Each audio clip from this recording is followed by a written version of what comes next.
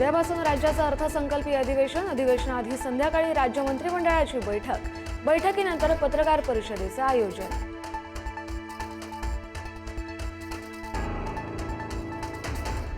मुदत संपणाऱ्या ग्रामपंचायतींमध्ये प्रशासक म्हणून सरपंच कारभार पाहणार. प्रशासकांच्या मदतीसाठी विद्यमान उपसरपंच आणि ग्रामपंचायत सदस्यांची समिती.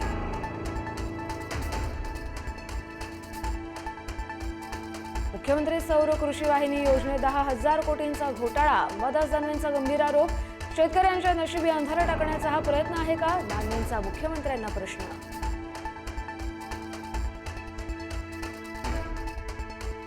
शरद पवार पुन्हा रुग्णालयात दाखल. अस्वस्थ वाटत असल्यानं शरद पवार रुबी हॉल रुग्णालयात दाखल.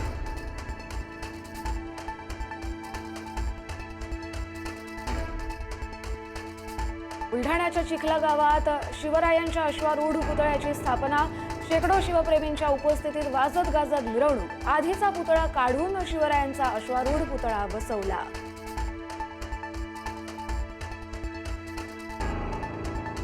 सोलापूरच्या मोहोळमध्ये छत्रपती संभाजी महाराजांचा पुतळा विना परवानगी उभारला. परवानगी नसल्यानं प्रशासनाकडून पुतळा काढण्याच्या हालचाली. पुतळा हटवण्याला स्थानिकांचा विरोध.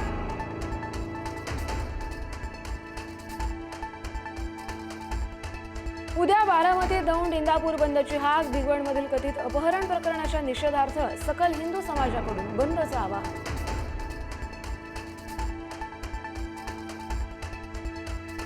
वाल्मी कराडच्या दोन्ही मुलांपासून आमच्या जीवाला धोका. महादेव मुंडे यांची पती ज्ञानेश्वरी मुंडे यांचा आरोप.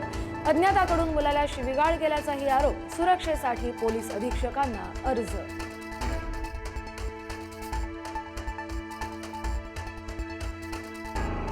राज्यावर पुन्हा अवकाळी पावसाचं संकट. मराठवाडा, मध्य महाराष्ट्र आणि विदर्भात अवकाळी पावसाचा अंदाज. राज्यातील 9 जिल्ह्यांमध्ये अवकाळी पावसाची शक्यता.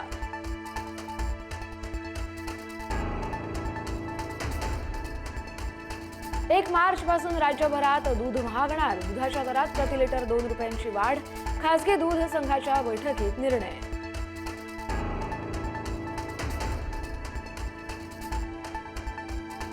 अनैतिक प्रेमसंबंधातून सुनेचा सासूला मारण्याचा प्रयत्न. मात्र सासूसाठी विषारी औषध टाकलेलं पाणी नवरा प्यायल्यानं नवऱ्याचा मृत्यू.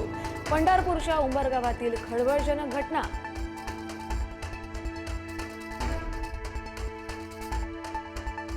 आईकडूनच पोटच्या 2 मुलांचा 40,000मध्ये सौदा. आईनंच 2 बालकांची विक्री केल्याचा धक्कादायक प्रकार. सांगलीच्या मिरजमधील धक्कादायक घटना. आतापर्यंत 5 जण ताब्यात.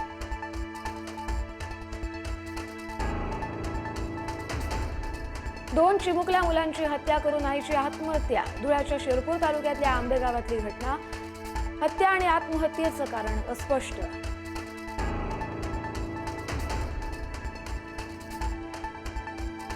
पुण्याच्या खेड तालुक्यातील शिवे गावात बिबट्याची दहशत. शेत शिवारात बिबट्याचं दर्शन. नागरिकांमध्ये भीतीचं वातावरण.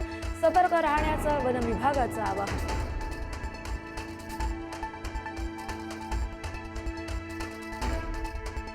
लातूरच्या खंडापूरमध्ये अखंड हरिनाम सोहळा. हजारो वारकऱ्यांच्या उपस्थितीत माऊलींच्या अश्वांचा रिंगण सोहळा. दिंडीत हजारो भाविकांचा सहभाग.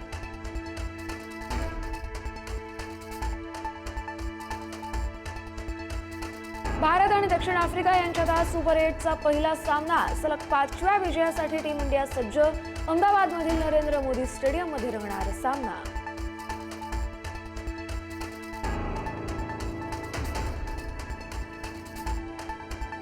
अमेरिकेचे राष्ट्राध्यक्ष डोनाल्ड ट्रम्प यांनी ग्लोबल टॅरिफ 10% वाढवून 15% करण्याची केली घोषणा. अमेरिकेतील सुप्रीम कोर्टाच्या निर्णयानंतरही ट्रम्प यांनी वाढवलं टॅरिफ.